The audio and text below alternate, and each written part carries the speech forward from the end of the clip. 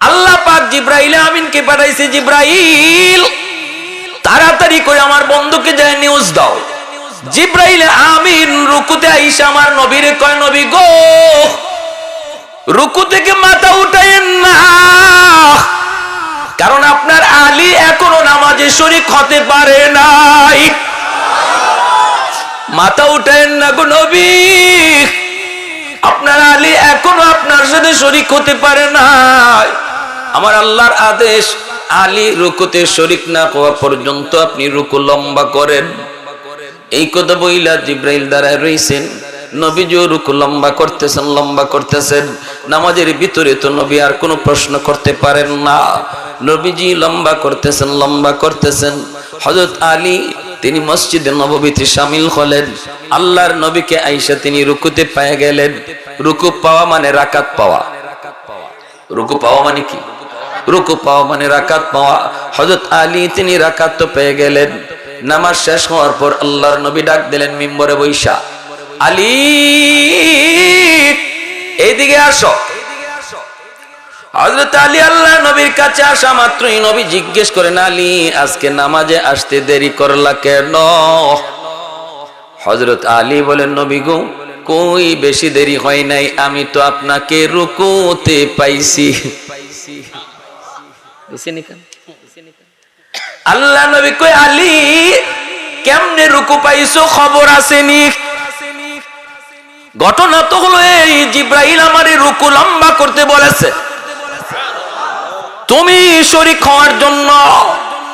ও আলী, আমি তো জিব্রাইলকে কোনো প্রশ্ন করি নাই, কিন্তু নামাজের ভিতরে আমার গুসা তোমার উপরে উঠছে। কেন তুমি আজকে দেরি করলা? তোমার কারণে আজকে আমার রুকু লম্বা করতে হলো। কি হয়েছিল রে আলী, একটু খুলে কও। এই কথা বলতেই হযরত আলী অবাক হয়ে গেলেন আর বলেন, নবী গো এত বড় কাণ্ড গইটে গেছে আমি ভাবতে পারি নাই গো নবী। ও গো নবীজি, আমি ঘর থেকে বের হয়েছি নির্দিষ্ট টাইমে, সময় মতো বের হয়েছি, কিন্তু গলিতে আসা মাত্র দেখি একজন মুরব্বী মানুষ, চুল দাড়ি তার সাদা। এই মুরব্বী মানুষকে সম্মান করতে যায় আমি তার পিছনে পিছনে আসছি। আমি তার গায়ে টাচ করি নাই, আল্লাহর নবী রহমতের নবী তখন চোখ দিয়ে পানি ধরছি। নবীকে, আলী রে দেখো মুরব্বী মানুষের আল্লাহর কাছে কত দাম, মুরব্বী মানুষ আল্লাহর কাছে কত প্রিয়। তারে সম্মান দেওয়ার কারণে আল্লাহ তোমার সম্মান কই বাড়াইছে। हैदार तेरा नाम से इस्लाम रहेगा, हैदार तेरा नाम से इस्लाम रहेगा, दुनिया की शजात में तेरा नाम रहेगा, दुनिया की शजात में तेरा नाम रहेगा, उस्मान तेरा नाम से इस्लाम रहेगा, दुनिया की सखावत में तेरा नाम रहेगा, फारूक तेरा नाम से इस्लाम रहेगा, दुनिया की अदालत में तेरा नाम रहेगा, सिद्दीक तेरा नाम से इस्लाम रहेगा, दुनिया की सदाकत में तेरा नाम रहेगा, मुआविया तेरा नाम से इस्लाम रहेगा, दुनिया की सियासत में तेरा नाम रहेगा। अल्लाहु अकबर, अरे कुजरे अल्लाहु अकबर। एजন্য আল্লাহ পাক রব্বুল আলামিন কয়, এ জমিন থাম থাম, আমার আর আমার বান্দা বান্দির ভিতরে নাক গলাবা না। কখন কোন টাইমে আমার বান্দা কোন সময়ে তার দিলটা নরম হয়ে যায়, কখন জানি আমি আল্লাহর কাছে তওবা করে, কখন জানি চোখের পানিটা ফালায়, কখন জানি দিল থেকে আমাকে ডাক দেয়, আমি আল্লাহ তার ডাক শোনার জন্য অপেক্ষায়। যখনই কইব আল্লাহ ভুল করেছি, পিছনের জীবনের সব গুনাহ আমি নেকি বানায় দিব। ইল্লা মান তাবা ওয়া আমানা ওয়া আমিলা আমালান সালিহা ফাউলাইকা ইউবাদদিলুল্লাহু সাইয়্যাতিহিম হাসানাত। আল্লাহ পাক রব্বুল আলামিন কয়, যখনই আমার বান্দা দিলে দিলে তওবা করে, তওবা এমপির কাছে যায় করতে হয় না, চেয়ারম্যানের কাছে যা করতে হয় না, ইমাম সাহেবের হাত ধুইরাও করা লাগে না, তওবা নিজে নিজেই করা যায়। তওবা করতে মুখ দিয়ে আওয়াজও করা লাগে না। দিলে দিলে যদি আমি বলি মালিক যা করেছি ভুল করেছি আর করব না, চোখের সামনে বন্ধু কবরে শুয়ে গেল, চোখের সামনে খেলার সাথী কবরে শুয়ে রইল, চোখের সামনে মায়ার মানুষটা কবরে শুয়ে রইল। আল্লাহ জানি না কখন আমার সামনে মালাকুল মউত আজরাইলের সাক্ষাৎ হয়। আল্লাহ আমি যা করেছি ভুল করেছি গো মালিক। এ যুবক বলো না দেখি, আগের মতো মুরব্বী কি সমাজে আর দেখা যায়? কেন? কারণ হলো মানুষ মুরব্বী হওয়ার বয়স পায় না, যৌবনেই কবরের ডাক চলে আয়। চুলদারি পাকবার টাইম পাই না আমরা, গড় আয়ু কমে এসেছে, গড় আয়ু কমে এসেছে। অতএব কোন ভরসায় তুমি এখনো মসজিদ থেকে দূরের গোলাম? কোন ভরসায় তুমি এখনো নাফরমানিতে লিপ্ত? কোন ভরসায় তুমি এখনো ঘুমাইতে গেলে এশার নামাজটা না পড়ে ঘুমাও? বলো না এই রাত তোমার জীবনের শেষ রাত কিনা, এই খবর তুমি তো জানো না। ওই দিনও আমার মসজিদের পাশে একটা যুবক টেইলার মানুষ টেইলারি করলো, সকালবেলা মানুষ গেল কাপড় আনার জন্য, যাইয়া তারা ডাকতেছি অথচ দরজা খুলে না। টাটকা যুবক দোকানের ভিতর থেকে মোবাইলের গানের আওয়াজ, শাটার ভাঙ্গা ভিতরে ঢুকলো, টুইকে দেখি মোবাইলে গান বাজে। সারা রাত টেইলারি কাম করেছে আর লাশটা মেশিনের সামনে পড়ে রইছে। তুমি যে রাতের অন্ধকারে ঘুমাইবার সময় ইয়ারফোন লাগায়া গান শুনে ঘুমাও, বলো না ওই রাত যদি তোমার জীবনের শেষ রাত হয়, মালাকুল মউত আজরাইল যদি আইসা তোমাকে দেখে, মালাকুল মউত আজরাইল যদি আইসা তোমারে দেখে তুমি গান শোনো, তুমি কোনো অশ্লীল ছবি দেখো, বলো না ঈমান কি তখন সাথে যাইব? হারাম কাজে লিপ্ত থাকা অবস্থায় কারোর সাথে ঈমান থাকে না। আল্লাহর নবী বলে লা ইয়াজনি জানি হিনা ইয়াজনি ওয়া হুয়া মুমিন, যে মানুষটা হারাম কাজে লিপ্ত থাকে, জিনা করে জিনা করা অবস্থায়, মদকুর মদ খাওয়া অবস্থায়, চুরি করা অবস্থায় তার কাছে ঈমান থাকে না, মাথার উপরে ঈমান ঝুলতে থাকে। যখনই সে গুনাহ থেকে নিজেরে ফারেক করে তখন ঈমান তার মধ্যে আবার প্রবেশ করে। বলো না তুমি কোন ভরসায় কোন সাহসে তুমি এই কামটা করতেছ? এই কাম এই অন্যায় কাজ করে ঘুমাইতেছো।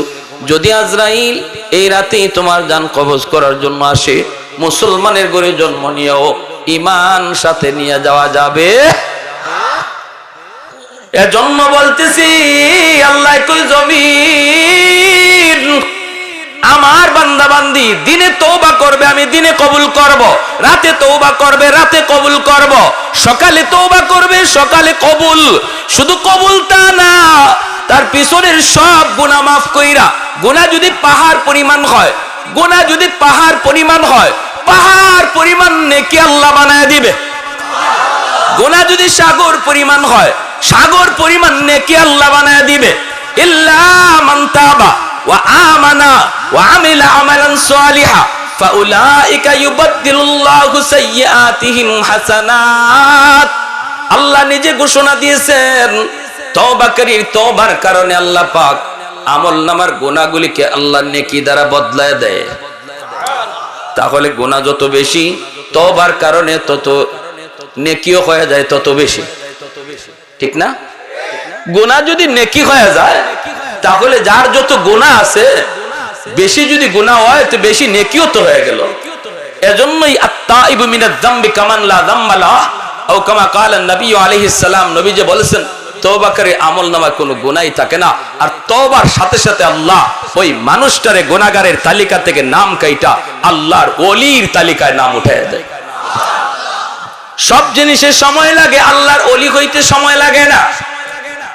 মেট্রিক পাস করতে সময় লাগে, আইএ পাস করতে আরো সময় লাগে, মেম্বার হইতে সময় লাগে, 5 পাস করতে সময় লাগে, ব্যবসা করতে সময় লাগে, ফসল ঘরে তুলতে সময় লাগে। সময় লাগে না শুধু এক কাজে, সেই কাজটা হলো আল্লাহর ওলি হওয়া, আল্লাহর ওলি হওয়া। এখন যদি তুমি কাটে দিলে তওবা করো আর মনে মনে কো মালিক, ও মালিক আমি তো যা করেছি ভুল করেছি, আল্লাহ আর ভুল করব না। জীবনে অনেকবার রমজান মাসের রোজা ছাড়ছি, আর জীবনে কোনোদিন একটা রোজাও আমি তরক করব না গো মালিক। আল্লাহ আর নামাজ কোনোদিন ছাড়বো না। আব্বারে ধমক দিছি, আল্লাহ আমি মাপ চাইলাম, আর জীবনে বাবারে ধমক দিব না, মার সাথে আমি আর বেয়াদবি করব না। এই কথাগুলি দিলের ভিতরে আইনা তুমি যখনই আল্লাহকে শোনায় দিবা, আল্লাহ পাক রব্বুল আলামিন তোমার উপর খুশি হইয়া, এখানে বসার আগে তোমার নাম ছিল গুনাহগারের খাতায়, আর দিলে দিলে এই কথাগুলি বলার পর আল্লাহর নাম কাইটা ওলির খাতায় তুইলা দিবে। অল্প সময়ের ভিতরেই শুধু আল্লাহর ওলি হওয়া যায়, আল্লাহর ওলি হওয়া যায়, ঠিক কিনা? কেন ওলি হয়? কারণ হলো তার পিছনের সব গুনাহ তো আর গুনাহ নাই, নেকি হয়ে গেছে। এজন্য হযরত আবু বকর সিদ্দিক রাদিয়াল্লাহু তাআলা আনহু হযরত ওমর ফারুক রাদিয়াল্লাহু তাআলা আনহুকে বলেছিলেন, ভাই ওমর, আমি আবু বকরের মন বলে তুমি ওমরের জীবনের নেকি আমি আবু বকরের চেয়ে অনেক বেশি। হযরত ওমর বলেন দলিল, সিদ্দিক আকবর বলেন দলিল হলো আল্লাহর কোরআনের আয়াত। কোন আয়াত? কই ইল্লা মান তাবা ওয়া আমানা ওয়া আমিলা আমালান সালিহা ফাউলাইকা ইউবাদদিলুল্লাহু সাইয়্যাতিহিম হাসানাত। গুনাহ আল্লাহ নেকি দিয়ে বদলায় দেয়। ও ওমর, তুমি ইসলাম গ্রহণ করার আগে তোমার দ্বারা অনেক গুনাহ হইছে, আমি আবু বকরের চেয়ে তোমার গুনাহ অনেক বেশি, কিন্তু ইসলাম গ্রহণ করার পর তওবার খাতিরে আল্লাহ পাক রব্বুল আলামিন তোমার পিছনের জীবনের সবগুলি গুনাহ আল্লাহ তো নেকি বানায় দিছি। এতে করে আমি আবু বকরের যা মনে হয় তোমার নেকি আমি আবু বকরের চেয়েও বেশি বাইরা গেছে। হযরত ওমর বলে, ভাই আবু বকর, আমি সোজা সাজা মানুষ, এত পেশগুজ বুঝি না, তবে আমরা যদ্দূর জানি আপনি হলেন এই উম্মতের শ্রেষ্ঠ ব্যক্তি, নবীর পরে আপনার স্থান। যদি আমি ওমরের নেকি তোমার চেয়ে বেশি হয়, তাহলে আসো আমরা নেকি বদলা বদলি করে ফেলি। বলে কেমনে? এমনি হযরত ওমর বলে, আমি আমার জীবনের সমস্ত নেকি তোমাকে দিয়ে দিব, বিনিময়ে আমাকে তুমি তোমার জীবনের সব নেকি দেওয়া লাগবে না, শুধুমাত্র আমাকে এক রাতের নেকি দিলেই চলবে। আর একটু আস্তে সুবহানাল্লাহ। সিদ্দিক আকবরে ভাল বলে, ভাই ওমর, কোন রাতের কথা তুমি বলছো? এমনি আবু বকর সিদ্দিক যেই বলছে কোন রাতের কথা তুমি বলছো, সাথে সাথে হযরত ওমর ফারুক রাদিয়াল্লাহু তাআলা আনহু বলি, সেই রাত হলো হিজরতের রাত, যেই রাতে তুমি আমার মায়ার নবীর সাথে হিজরত করছিলা। 40টা রাত তুমি ঘুমাও নাই রে ভাই আবু বকর। আমার মায়ার নবী কখন আইসা তোমাকে ডাক দিবে, এই ডাকটা শোনার জন্য তুমি 40টা রাত ঘুমাও নাই। সারাটা রাত দরজার পাশে কান খাড়া করে দাঁড়াইছিলা। কখন জানি আমার মায়ার নবী আইসা কয়, আবু বকর চলো, হিজরতের সময় হয়ে গেছে। এরপরে সেই রাত আসলো, আমার মায়ার নবীকে নিয়ে তুমি রওনা দিলা, যাইতেছো। তারপরে যায় সেই গারে সুর, যেই গর্তের ভিতরে গুহার ভিতরে 3 দিন অবস্থান করলা। এত বিশাল পাহাড়, ওই পাহাড়ের উপরে বায়া বায়া ওঠা কত কঠিন। মক্কা মদিনা যারা গেছেন তারা দেখছেন ওই গারে সুর, যেই গারে সুরে আবু বকর আমার মায়ার নবীর নিয়ে 3 রাত 3 দিন ছিলেন। এত উঁচা পাহাড়ের উপরে এই গর্ত, সাহস করে উঠা যায় না, ওটা বড় কষ্ট। এত বড় উঁচা পাহাড়, ওই পাহাড় বায়া বায়া তুমি সেই গুহার মধ্যে উঠছিলা। আমার মায়ার নবীরে তুমি পাহাড় বাইতে দাও নাই, তুমি পাহাড়ের নিচে যায় বলছিলা, মায়ের নবী গো, ওগো নবীজি, আপনি পাহাড় বাইলে আপনার কষ্ট হবে, আমি উমরের কান্দে আপনি উঠেন। তুমি আমার মায়ার নবীর নিজের কান্দে উঠাইছিলা, এরপরে নিজে নবীকে কান্দে লইয়া এত উঁচা পাহাড় বায়া বায়া গুহার কাছে গেছো। সেই গুহার কিনারায় যাইয়া আমার দয়ার নবীর তুমি গুহার মুখে দাঁড় করে কইছো, নবী গো আপনি গুহার ভিতরে আগে ঢুইকেন না গো নবী, আমি আগে ঢুইকে দেখি গুহাটা নিরাপদ কিনা, গুহাটা নিরাপদ কিনা। যদি আমি আবু বকরের জীবনও চলে যায় উম্মতের এত ক্ষতি হবে না, কিন্তু আপনার যদি কোনো ক্ষতি হয়, কোনো জীব জানোয়ার, হিংস্র জীব জানোয়ার যদি ক্ষতি করে, উম্মত কোনোদিন সেই ক্ষতিপূরণ দিতে পারবে না। আমার মায়ের নবীর দাঁড় করায়া নিজে তুমি যা ঢুকছো, ঢুইকে তুমি সবগুলি গর্তের মুখ পাগড়ির কাপড় চিরা চিরা বন্ধ করছো, যেন কোনো সাপ বিচ্ছু বের হইয়া আমার মায়ার নবীর কোনো ক্ষতি করতে না পারে। এরপরে তুমি একটা গর্তের মুখ বন্ধ করার মতো কাপড় তোমার ছিল না, ওই কাপড়টা না পাওয়ায় নিজের পা দিয়ে তুমি গর্তের মুখ আটকায় রাখছো। এরপরে আমার নবীর ভিতরে ঢুকাইছো। ঘুমের প্রয়োজন ছিল তোমার বেশি, কারণ 40 রাত তুমি ঘুমাও নাই, কিন্তু নিজে না ঘুমায়া মায়ার নবীর নিজের উরুতে ঘুম পাড়াইছ। আমার মায়ের নবীর ঘুম পাড়াইছ নিজে না ঘুমাইয়া। সাপে তোমারে কামড় দিল, বিষের যন্ত্রণায় অস্থির, কিন্তু কামড় দিয়া দাঁতে কিরবিরি খায়া তুমি হজম করেছো। যন্ত্রণায় বডি নাড়ানাড়ি করো নাও, বডিটা তুমি নাড়াও নাই, কারণ বডি নাড়াইলে আমার মায়ার নবীর ঘুম ভেঙে যাবে। এতটা হজম, এতটা হজম, এতটা হজম তুমি করেছো, এতটা ধৈর্য তুমি ধরছো। ও ভাই আবু বকর, আমি ওমরের জীবনের সব নেকি তোমাকে দিয়ে দিলাম, বিনিময়ে তুমি আমাকে ওই এক রাতের নেকি দিয়ে দাও। সিদ্দিক আকবর বলে, ভাই ওমর, আমি আবু বকর নিজেও তো জানি না ওই রাতে আমার কি পরিমাণ নেকি হইছে। বদলা বদলি করব পরে, আগে চলো আমরা যাই নবীর কাছে, যাই নবীকে জিজ্ঞেস করি এই রাতে আমার কি পরিমাণ নেকি হইছে। দুজন চলে আসলেন আল্লাহ নবীর কাছে, আয়েশা নবীকে জিজ্ঞেস করেন, মায়ের নবী গো, ওগো নবীজি, আমরা দুজন জীবনের নেকি পাল্টা পাল্টি করতে চাই। ওমর তার জীবনের সব নেকি আমাকে দিতে চায়, বিনিময়ে সে আমার এক রাতের নেকি নিতে চায়। আমি নিজেও জানি না ওই রাতে আমার কি পরিমাণ নেকি হইছে, আপনার কাছে জানতে এসেছি গো নবী। নবী বলেন, আবু বকর কোন রাত? সিদ্দিক বলেন, সেই রাত হলো আপনার সঙ্গে হিজরতের রাত। এই কথা বলতেই মায়ার নবী কয়, আবু বকর, বদলাইবা কি বদলাইবা না, পাল্টা পাল্টি করবা কি না? আমি নবী কোনো মত দিব না, আমি কোনো পরামর্শ দিব না, কারণ দুজন আমার নবীর বড় মায়ার।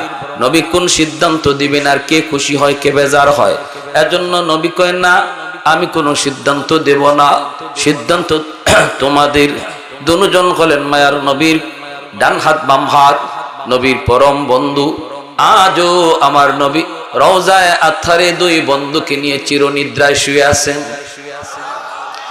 আজও মদিনার রওজা আতহারে আমার নবীর পাশে আবু বকর সিদ্দিক আর হযরত ওমর ফারুক রাদিয়াল্লাহু তাআলা আনহুমা। এজন্য নবী কই, আমি সিদ্ধান্ত দেব না, তবে যেই কথা তুমি জানতে চেয়েছো ওই রাতে তোমার কি পরিমাণ নেকি হয়েছে, এই কথাটা আমি তোমারে বলতে পারি রে আবু বকর। শোনো তাহলে, শুধু ওমরের জীবনের নেকি না, গোটা উম্মতের নেকি যদি এক পাল্লায় রাখা হয় আর তোমার এক রাতের নেকি এক পাল্লায় রাখা হয়, তোমার পাল্লা ভারী হয়ে যাবে। আল্লাহু আকবার। এজন্য রে যুবক, একটু দিলটা নরম করে কথাগুলি শোনো। এই জায়গায় বসে যদি তুমি দিলে দিলে নিয়ত করো, মালিক আমি আর জীবনে গুনাহ করবো না, আর জীবনে তোমারে নারাজ করবো না, আল্লাহ পাক মুহূর্তের ভিতরে তোমার নাম গুনাহগারের তালিকা থেকে কাইটা ওলির খাতায় লিখবে। কেন? কারণ তোমার পিছনের জীবনে আর গুনাহ নাই। শুধু তা না, গুনাহগুলি নেকি দ্বারা বদলানোর কারণে নেকি ও ডাবলের ডাবল হয়ে গেছে। সুবহানাল্লাহ। তাহলে তওবার এত দাম, ঠিক কিনা জোরে কোন? হ্যাঁ, জুন্নুন মিসরি রহমাতুল্লাহি আলাইহি অসুবিধা হইতেছে আপনাদের কি ভাই অসুবিধা হইতেছে শাইখে গাজীনগরী রহমাতুল্লাহি আলাইহি শাইখে বাগা শাইখে কৌরিয়া শাইখে কাতিয়া আল্লাহর ওলিরা তারা প্রত্যেকেই আল্লাহর ওলির খাতায় নাম লেখাইছেন যৌবনকালে এজন্য বয়স যত বাড়ছে আল্লাহ মর্যাদা তত বাড়াইয়া দিয়েছে যখনই একজন মানুষ যৌবনে আল্লাহকে গোলামি করবে আল্লাহরে ভয় করবে তখন বয়স যত বাড়বে মানুষের কাছে দাম কমবে মানুষে তার ইজ্জত দিতে চাইব না কিন্তু আল্লাহ তার ইজ্জত বাড়াইয়া দিবে আর আল্লাহ যার ইজ্জত বাড়ায় মানুষের কাছে ইজ্জত বাইরে যায় ঠিক কি না যে লোকের যৌবনে ইবাদত নাই সে বুড়া হইলে কোনো দাম নাই আর যে যুবকের যৌবনে ইবাদত আছে বুড়া হইলে পরে আল্লাহ তার ইজ্জত বাড়ায় শুধু বাড়ায় না দেখেন না আহমদ শফি রহমাতুল্লাহি আলাইহি কয়জনে চিনতাম বুড়া বয়সে তাম দুনিয়া চিনলো ঠিক কিনা জোরে কর তাম দুনিয়া চিনলো তাম দুনিয়া চিনলো তাম দুনিয়া চিনলো প্যারে হাজিরিন এজন্য বলতেছি জুন্নুন মিসরি আল্লাহর বহুত বড় একজন বুজুর্গ ইনি নদীর পার দিয়ে হাঁটতেছেন আর দেখেন একটা বিচ্ছু খুব বিষাক্ত একটা বিচ্ছু নদীর পারে দাঁড়ায় রয়েছে বিচ্ছুরা নদী পার হতে চায় কিন্তু কেমন করে নদী পার হবে নৌকা নাই খেয়া নাই কিছুই নাই আল্লাহর ওলি জুন্নুন মিসরি দাঁড়ায় রইলেন দেখি বিচ্ছুটা কেমন করে নদী পার হয় করে দেখেন পানির নিচ থেকে একটা কচ্ছপ পানির উপরে উঠলো ভাসতে ভাসতে নদীর কিনারায় পৌঁছলো আর বিচ্ছুটা লাফ দিয়া কচ্ছপের পিঠে বসলো কচ্ছপ নিজে খেয়া হইয়া বিচ্ছুটাকে নদী পার কইরা দিল এই দৃশ্য দেখা জুন্নুন মিসরি কয় আল্লাহ তুমি তোমার কুদরতে বিচ্ছুরে নদী পার করায় দিছো আমারও তো নদী পার হতে মন চায় কিন্তু কেমন করে নদী পার হব আল্লাহ নদীতে কোনো নৌকা নাই কোনো খেয়া নাই আল্লাহ আমারও মন চায় নদী পার হতে আমিও দেখতে চাই বিচ্ছুটা কই যায় কেন তুমি নদী পার করায় দিছো বিচ্ছুরে আল্লাহ পাক তার অলির অন্তরে ইলহাম করলেন হাতের জায়নামাজ পানিতে বিছায়া দাও জায়নামাজে বসে পড়ো আমি আল্লাহ জায়নামাজে বসে নদী পার করা দেব এই ক্ষমতা আল্লাহর আছে না নাই মানুষ যা পারে না পারে কে মানুষ যা দেখে না দেখে কে মানুষ যা শুনে না শুনে কে এ যুবক রাতের অন্ধকারে কেউ তোমারে দেখে না দেখেন কে এ যুবক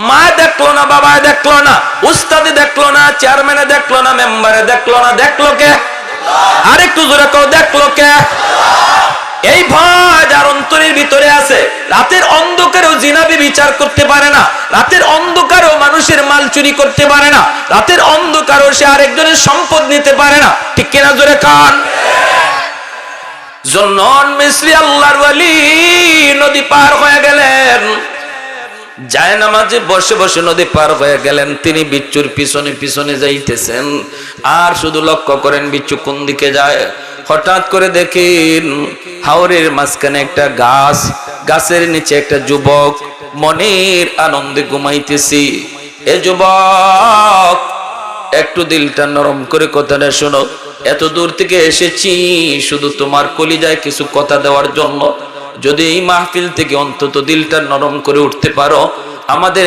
আশাটাও সার্থক তোমাদের মাহফিল আয়োজন করাটাও সার্থক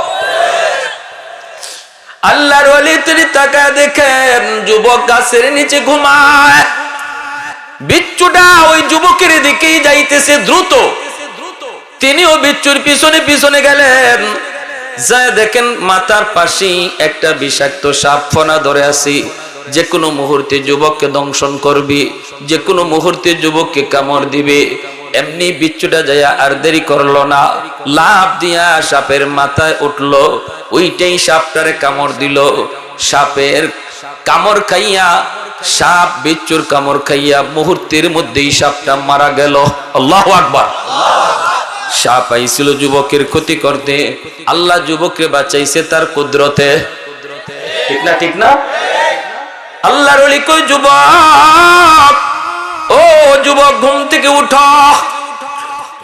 কি নেক আমল তুমি করেছো যার কারণে যৌবনে আল্লাহর ওলির খাতায় নাম? কি নেক আমল করেছো যার কারণে আল্লাহ তোমার উপরে খুশি? যুবক চোখের পানি সেইরা কান্দের, আল্লাহর ওলি, আমি হলাম একজন রাখাল। আমি মানুষের উট রাখালি করি, দুম্বা রাখালি করি। সারাদিন হাওরে জঙ্গলে আমি থাকি গরু ছাগল লইয়া। কিন্তু যেখানে আমি থাকি না কেন গো, যখনই আজান আমার কানে আসে, সাথে সাথে আমি জঙ্গলে থাকলে জঙ্গলেই নামাজে দাঁড়ায় যায়, হাওরে থাকলে হাওরেই নামাজে দাঁড়ায় যায়। আল্লাহর গোলাম, অনেকে এখানে আছেন, আপনারা কৃষক, কৃষিক্ষেত করেন। ফজরের সময় আপনি বের হন, আপনার জমি জমায়, ফজরের আজানটা আপনার কানে আসে, এরপরে অনেক ভাই ফজরের নামাজ না পড়ে জমিতে চইলা যায়। আল্লাহ পাক রব্বুল আলামিন কুদরতে কলিজায় কেমন ব্যথা লাগে জানোনি?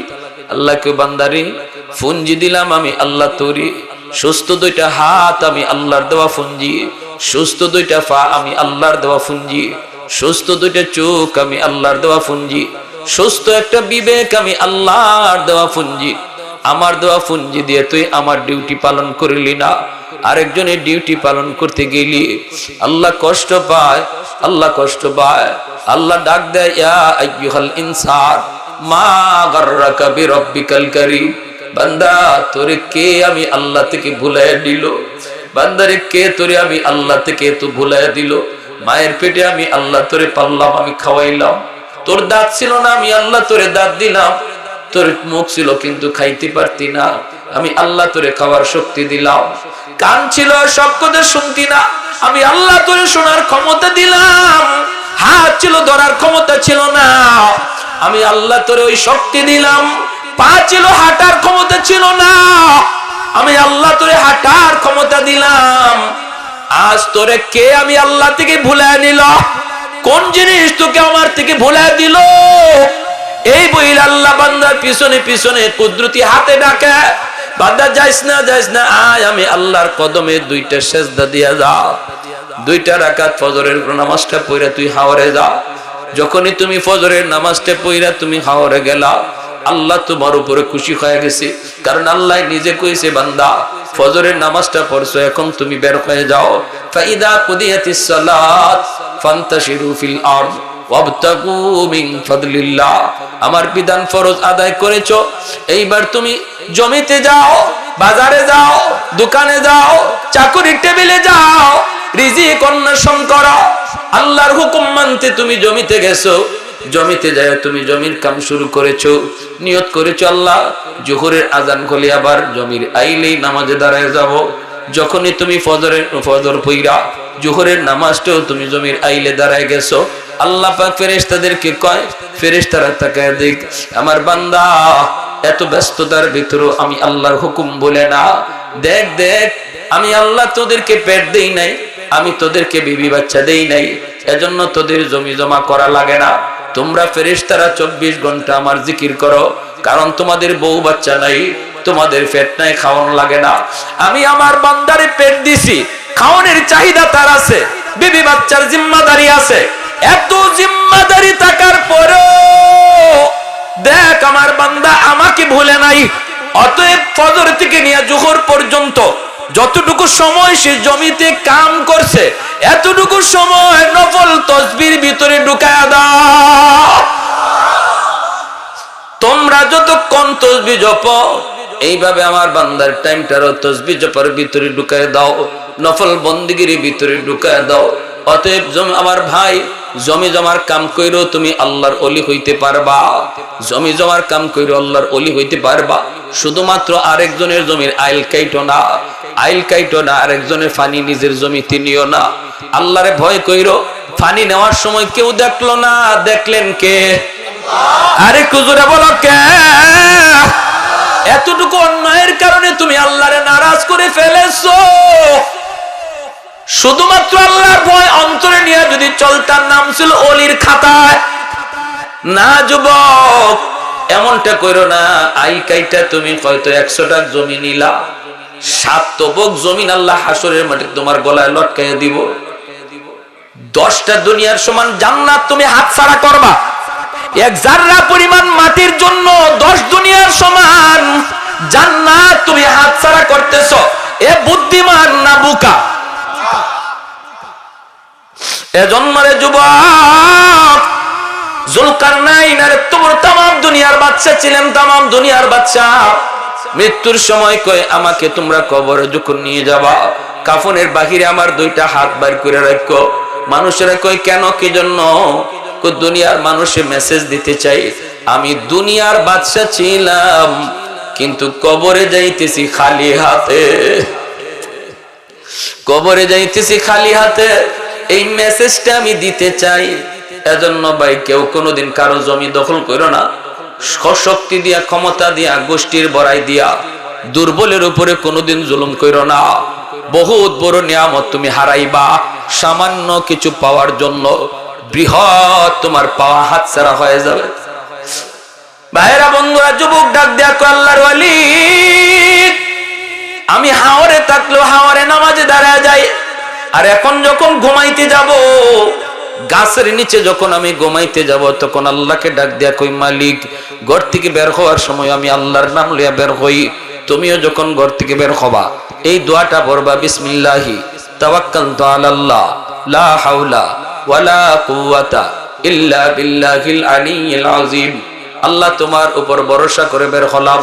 যখনই তুমি আল্লাহর উপর ভরসা করে ঘর থেকে বের হবা, বিসমিল্লাহ বইলা আল্লাহ কয় বান্দা আমার উপর তুমি ভরসা করছো, এখন তোমার নিরাপত্তাও আমি আল্লাহর জিম্মাদারি। ওয়া ইয়াতাওয়াক্কাল আলাল্লাহ ফাহুয়া হাসবুহ। আল্লাহ বলে যে আমার উপর 100 ভরসা রাখে, আমি আল্লাহ তার সাথে 100 লেনদেন করি। আমাদের ভরসাই তো আল্লাহর উপরে 100 নাই। 100 পারি না, করতেই পারি না, সন্দেহ থাকতেই যায়। যে মানুষ ইয়াকিনের সাথে আল্লাহর উপর ভরসা নিয়ে চলে, আল্লাহর সাথে আল্লাহ তার সাথে ওই রকমই ব্যবহার করে। সুবহানাল্লাহ ওয়া বিহামদিহি সুবহানাল্লাহিল আযীম। তাহলে ভরসা করব কার উপর?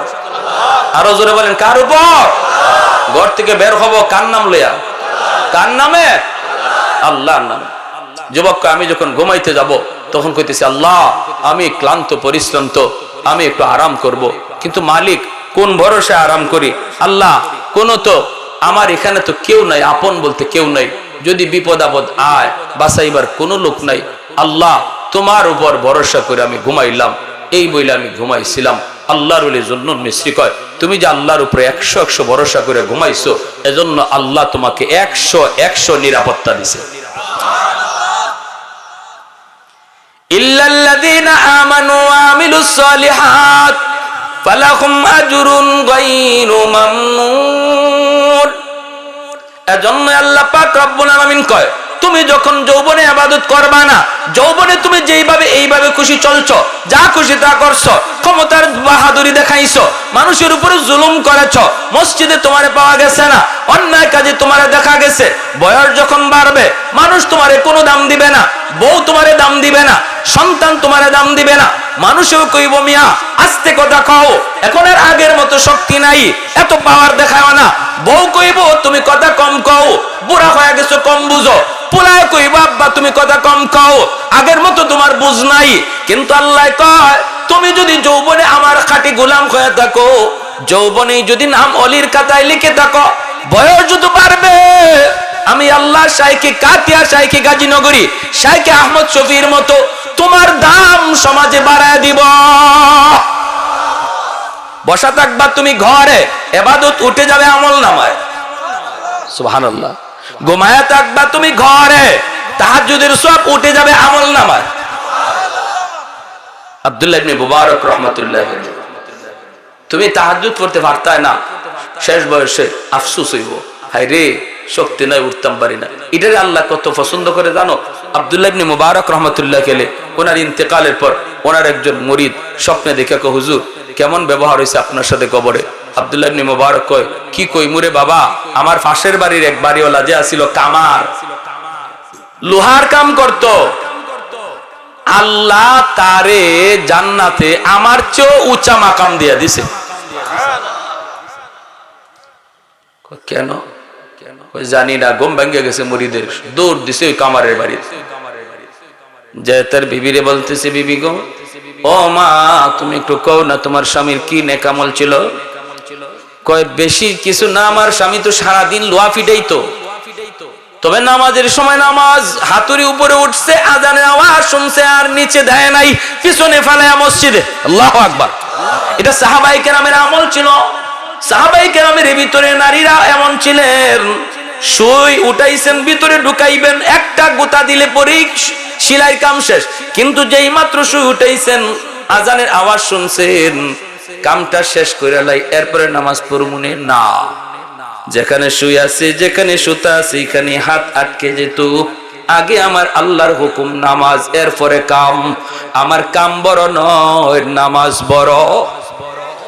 নামাজ বড় না কাম বড়? কাম বড় না নামাজ বড়? জমির কাম বড় না নামাজ বড়? খেতে রাইলো নামাজ পড়ন যায়নি জোরে মন। এই উম্মতের জন্য স্পেশাল অফার, আমার আপনার জন্য। আগের কোন উম্মতের জন্য সুযোগই ছিল না হাওরে নামাজ পড়ার, মসজিদে নামাজ পড়তে হইতো, নাইলে নামাজ পড়লে নামাজ হইতোই না বনি ইসরাইলে। কিন্তু আমার আপনার নবীকে আল্লাহ এই বিধান যদি আমার উম্মতের জারি থাকে, তাহলে আমার উম্মত নামাজ পড়বো কেমনে? বলে কেন? আমি নবী চলে আসবো, এরপরে আর কোনো নবী আসবে না। নবুয়তির এই জিম্মাদারি, দাওয়াতের কাজের জিম্মাদারি আমার উম্মত পালন করবে। এই দাওয়াতের কাজ লইয়া বাংলাদেশ থেকে আফ্রিকা যাইব, আফ্রিকার থেকে বাংলাদেশে আইব, কেউ বিমানে উঠবো, কেউ জাহাজে উঠবো দিনের দাওয়াতের কাজে। ওই সময় যদি গড়ের এলাকার মসজিদে নামাজ পড়তে হয়, সে জাহাজ থেকে নামাজ পড়বো কেমনে?